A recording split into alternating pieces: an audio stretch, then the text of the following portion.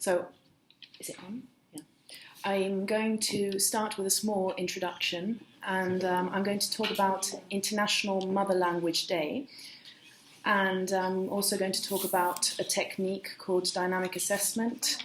And I'm also going to talk about, briefly, the brain's cognitive capacities. So the term is the brain's command center. Okay, I'll now begin. Ladies and gentlemen, did any of you know that Saturday the 21st of February was International Mother Tongue Day? Well, I only found out because the announcement was posted on the Google webpage, and I thought it was very interesting, so I did some research on this particular day to get an idea of how well known it actually is and if there are certain initiatives being put into practice, and I made a few interesting discoveries. On International Mother Language Day, the United Nations Educational, Scientific and Cultural Organization, in other words, UNESCO, and other UN agencies participate in many events which promote linguistic and cultural diversity. They also encourage people to maintain the knowledge of their mother language while at the same time learning other languages. Governments and non-governmental organizations may also use this day to announce policies to encourage language learning and support. For example, in Barcelona, in Spain, the Lingua Institute aims to preserve and promote linguistic diversity globally. So each day, the Institute presents the Lingua Prize on International Mother Language Day. The prize normally goes to those certain students who have made outstanding work in linguistic diversity or multilingual education. This year, the theme for International Mother Language Day 2015 was Language Inclusion in and Through Education. This is based on the debate around language and education and the fact that it is becoming more central. Linguistic minorities are often among the most marginalized populations with little or poor access to good quality education. When they do have access to education, learners from these communities are often either excluded from opportunities to pursue their educational career after primary, or they are pushed out of education because the language of instruction is not their own. This got me more thinking about mother tongues in general and the concept of being multilingual. I'm sure it's a phenomenon you are all very familiar with. If we didn't speak more than one language, we wouldn't be here training to become interpreters. Some of you may have studied a language at school or at university, others may have learned it at home, and some of you may have mixed parents, or some of you may have been forced to learn a language which differs from your language from origin for one reason or another.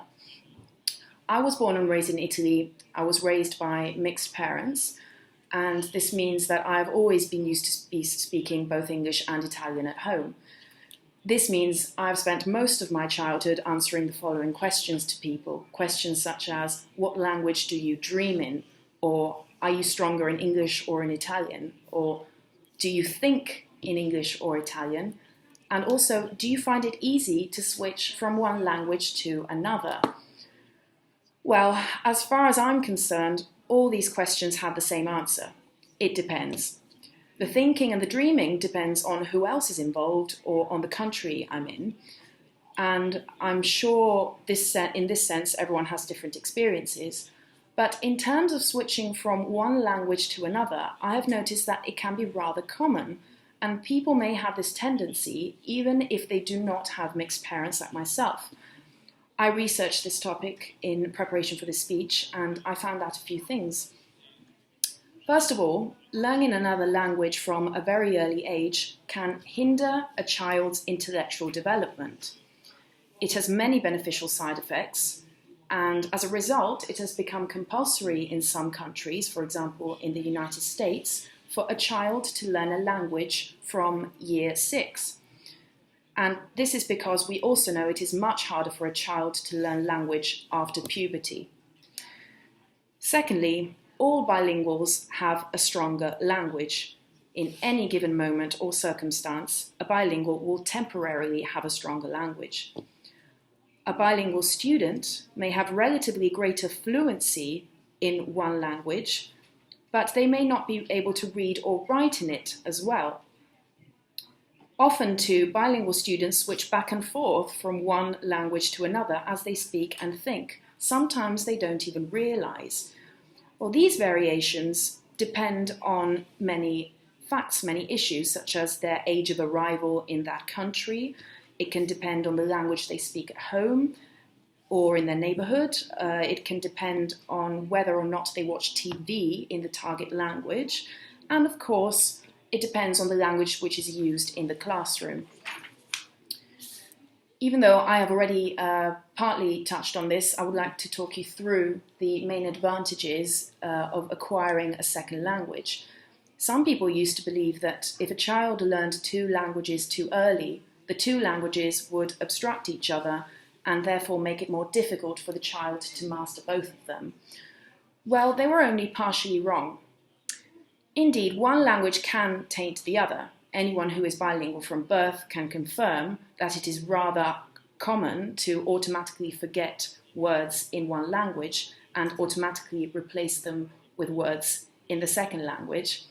However, further research showed that this process, although it weakens the output, it actually strengthens the child's cognitive capacities.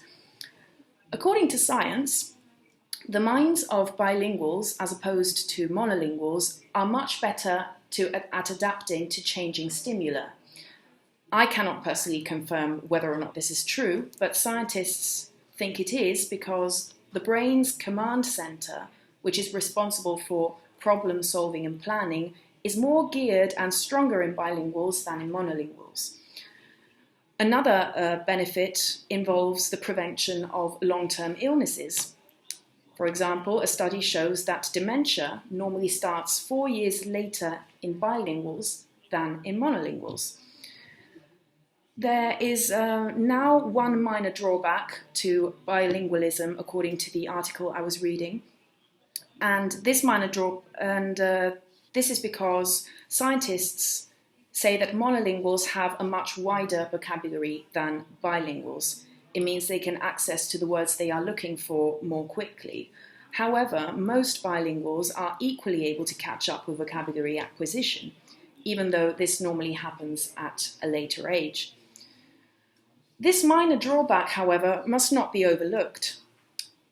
Because of this, there are other problems in terms of assessing or giving grades to bilingual people.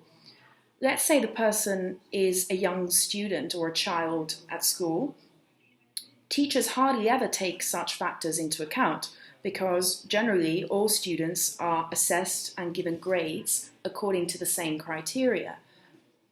In a world which is becoming a global village, immigration is more and more common and cultural exchange is becoming much more mainstream. Something must be changed with our language learning, and language teaching must adapt to the changes. People are not normally aware of people's backgrounds, so during the assessment phase of an exam, test or speech, they never take these factors into account, either because they do not know of such backgrounds or they simply aren't entitled to change the academic criteria. I personally think more techniques should be explored.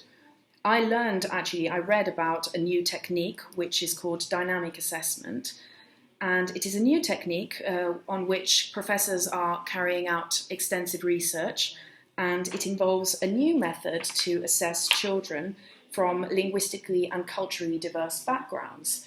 It has only recently been implemented in some schools all over the world. This method seeks to identify the children's skills as well as their learning potential, and this means that the teaching format is very different to the static traditional way of teaching and learning. The students are meant to be more interactive, and they are encouraged to work in groups, give presentations, and sometimes do the teaching themselves. This would certainly be very useful, I think, and beneficial both for teachers and for bilingual students. There are many areas and districts in cities with non-English majority speakers, people for which the standard traditional British curriculum does not ensure an adequate study manner. This means that they either go to that foreign school and learn English as a second language, or in some cases they don't learn English at all. In Europe, 53% of Europeans speak more than one language. In some countries more than other. 99% of Latvians speak a language other than Latvian. But there are other countries, such as the UK, where language learning is hardly developed or mainstream at all. In the UK, in 2014, an alarming shortage of foreign language use was registered. Out of 4,000 adults which took part in a government poll, 75% were unable to speak any of the 10 most common languages, such as German, Spanish, French, and Italian, or at least they couldn't speak them well enough to hold a conversation.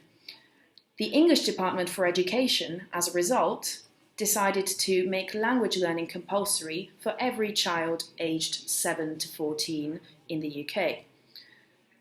I'd like to conclude by saying that many member states are still very much behind with language teaching facilities, as we can see.